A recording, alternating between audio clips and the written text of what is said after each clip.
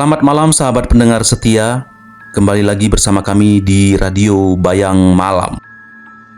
Sebuah ruang suara yang akan menemani malam kalian dengan kisah-kisah penuh misteri. Kisah yang terkadang membuat bulu kuduk berdiri dan bayangan gelap seolah hadir di sekitar kita. Bagaimana kabar kalian malam ini? Apakah sedang sendiri di kamar gelap? Atau mungkin masih terjaga ditemani cahaya redup lampu tidur? Dimanapun kalian berada, siapkan hati, karena malam ini Radio Bayang Malam akan membawa kalian menyusuri cerita-cerita yang tak biasa. Langsung saja kita masuk ke ceritanya. Tiara.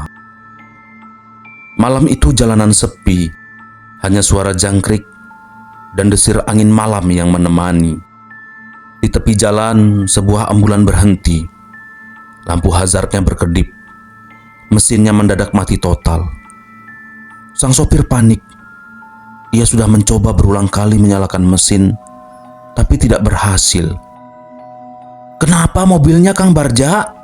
tanya Ari yang duduk di samping sopir.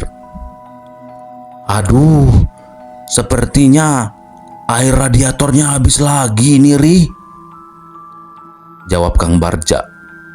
Wajahnya diliputi kebingungan. "Padahal baru seminggu yang lalu diservis." Di dalam ambulan terbujur satu jenazah dibungkus kain putih. Seharusnya jasad itu sudah dibawa pulang ke kampung halamannya. Kedua sopir dan kernet itu pun turun dari mobil mengecek kondisi mesin. Malam semakin larut. Tak ada cahaya sedikit pun di tengah hutan itu. "Senternya, Rik, nyalakan lekas," sorot cahaya senter menyorot tepat di kap mesin ambulan. Asap mengebul. Kang Barjak mengecek kondisi air radiator. Benar-benar kering. Keduanya putus asa, diliputi kebingungan. Bagaimana caranya mengantarkan jenazah ke kediamannya? Dari kejauhan terdengar suara kokok ayam. Entah dari mana asalnya. Kemudian terdengar suara motor butut mendekat. Seorang lelaki asing, pengendara yang kebetulan lewat. Sopir ambulan segera menghentikannya. Mas, tolong saya, Mas. Ambulan saya rusak. Jenazah ini harus segera diantar ke kampung di ujung jalan sana." Lelaki itu terdiam. Wajahnya ragu. Matanya menatap kain putih panjang ditandu di dalam mobil itu. Membawa jenazah di malam sepi, itu bukan hal yang masuk akal, pikirnya. Namun, Kang Barjak sopir ambulan segera menyodorkan sejumlah uang. Jumlahnya cukup besar. "Bawalah jenazah ini dengan motormu. Hanya beberapa kilometer saja. Keluarganya sudah menunggu." Uang di tangan dan desakan sopir ambulan membuat lelaki itu mengangguk. Tak lama kemudian, jenazah diangkat, diletakkan di jok belakang motor, diikat seadanya dengan kain. "Sudah kuat apa belum ini?" tanya pengendara motor itu. "Sudah, aman. Tidak usah ngebut-ngebut, Mas. Santai saja." Dengan hati berat, lelaki itu menyalakan motor. Lampu temaram menusuk ke dalam gelap. Malam itu ia melaju dengan penumpang yang tak lagi bernyawa. Awalnya perjalanan terasa biasa. Pengendara motor melaju dengan pelan, menuruni jalan berliku di tengah hutan itu. Jalanan lengang dan udara semakin dingin. Namun, beberapa meter kemudian, ia merasakan sesuatu. Motor terasa lebih berat dan tak seimbang, seakan ada tubuh yang bergerak di belakang. Ia berusaha menyeimbangkan motornya.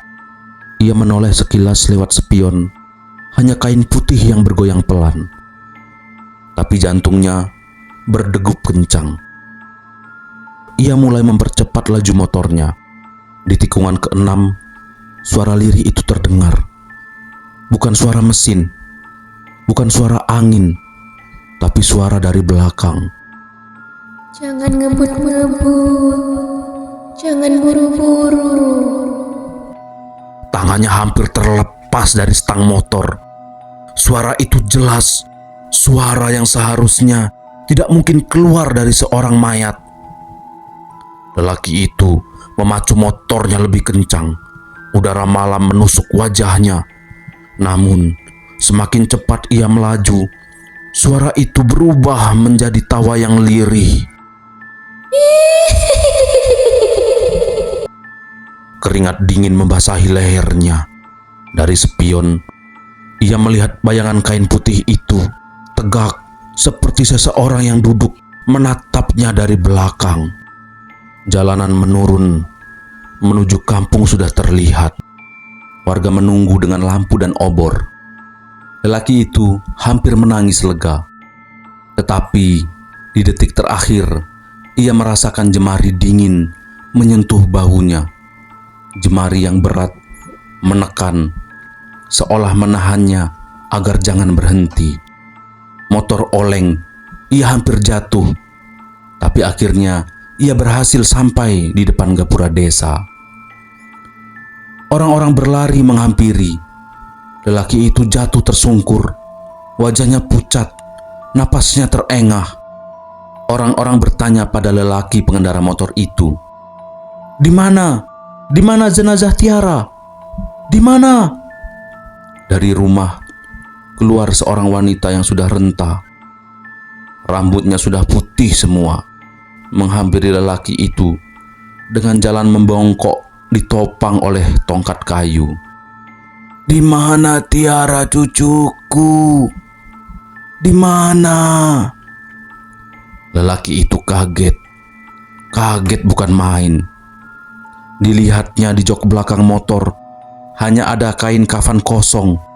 Tidak ada jenazah, tidak ada tubuh. Lelaki itu berteriak histeris, Aku tadi membawanya. Dia duduk di belakangku. Dia bicara padaku." Lelaki itu pulang dengan penuh ketakutan. Sejak malam itu, lelaki itu tidak pernah mau bercerita lagi. Katanya, uang yang diterimanya dari sopir ambulan terasa panas di tangannya. Sejak malam itu, desa tempat jenazah itu harusnya dimakamkan tidak pernah lagi benar-benar tenang. Pengendara motor yang pernah membawa jasad itu masih trauma. Ia jarang keluar rumah. Wajahnya pucat, tubuhnya kurus. Tapi cerita aneh mulai menyebar dari mulut ke mulut.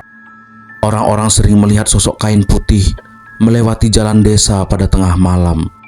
Kadang berdiri di dekat kebun bambu, kadang di tikungan gelap menuju desa. Sosok itu tak hanya menampakkan diri, ia kerap mendatangi lelaki itu dalam mimpi. Suaranya lirih, penuh desakan. Cari aku, temukan jasadku, kuburkan aku dengan layak. Lelaki itu tersentak dari tidurnya. Tubuhnya menggigil, namun tubuhnya dipenuhi keringat sekujur badan. Di malam-malam berikutnya, lelaki itu mendengar ketukan di pintu rumahnya, pelan tapi berulang-ulang.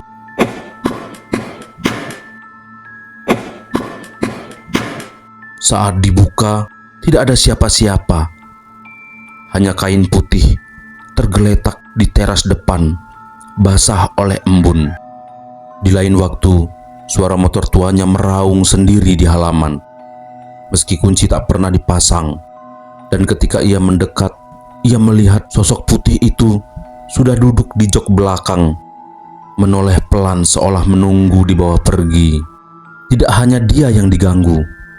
Beberapa warga desa juga mengaku melihat sosok itu menampakkan diri. Seorang petani pernah terjatuh pingsan saat melihat bayangan kain kafan berjalan pelan di pematang sawah menuju arah kuburan kosong. Lambat laun, orang-orang mulai percaya arwah itu tidak gentayangan tanpa sebab.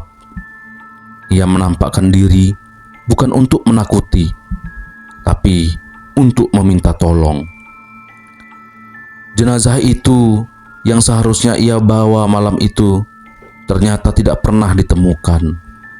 Kain kafan yang ditinggalkan di motor hanyalah bungkus kosong. Tubuhnya entah jatuh di jalan, entah terseret di kebun bambu, atau mungkin disembunyikan oleh sesuatu yang lebih gelap. Sosok itu terus muncul, terutama pada malam Jumat, selalu dengan kalimat yang sama. Tolong aku, carikan jasadku, kuburkan aku dengan layak.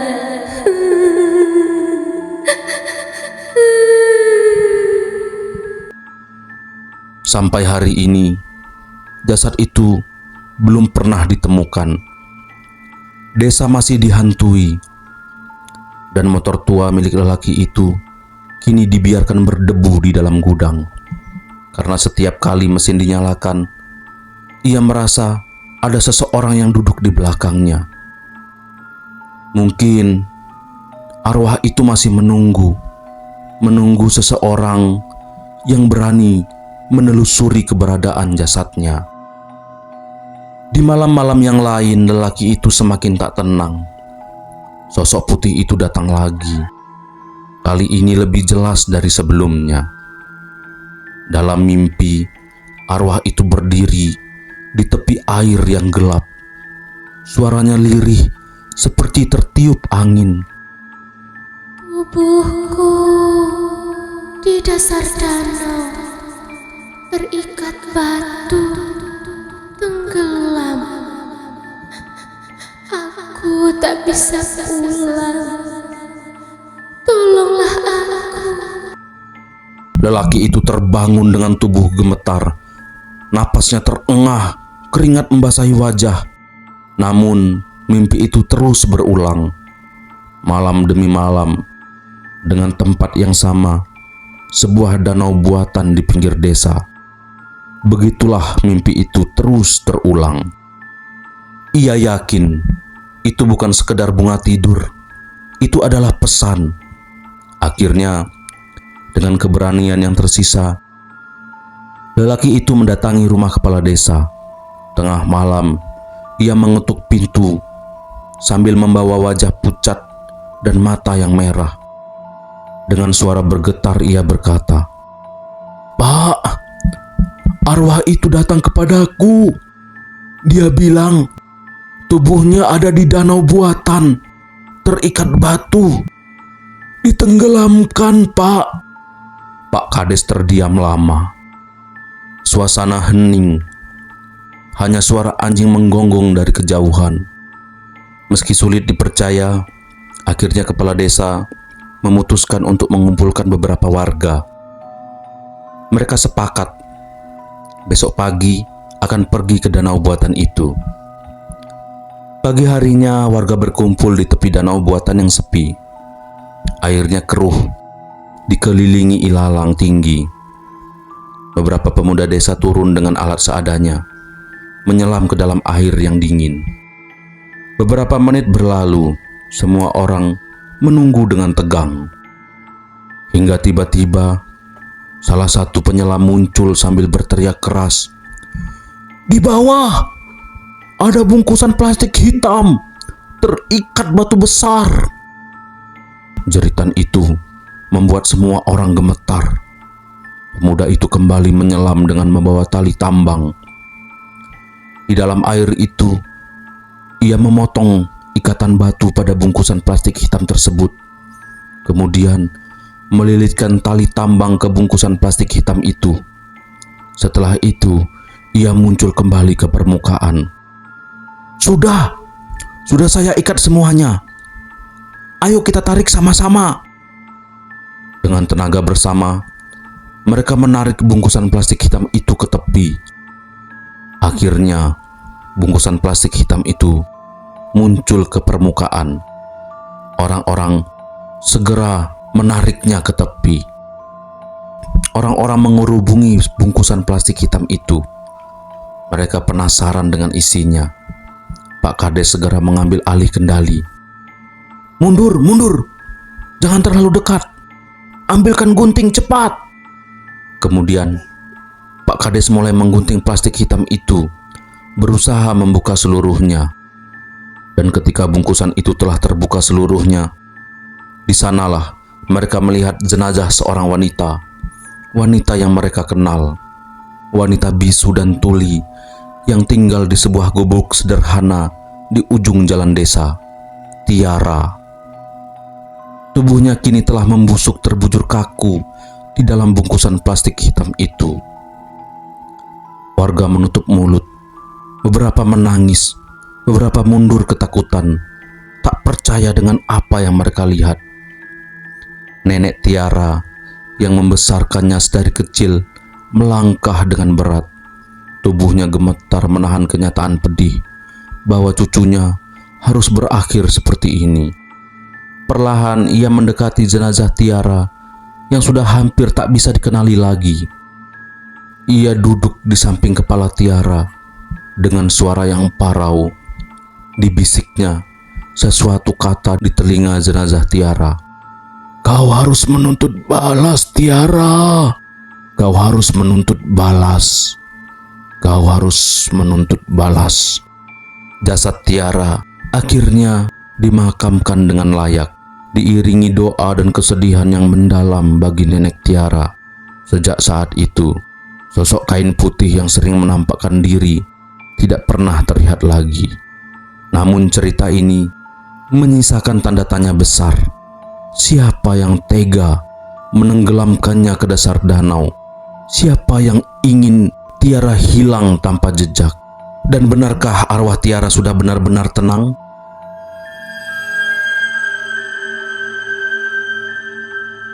Bagaimana kisah selanjutnya?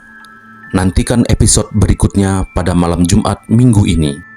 Jangan lupa like dan subscribe supaya kalian tidak tertinggal ceritanya. Terima kasih dan sampai jumpa.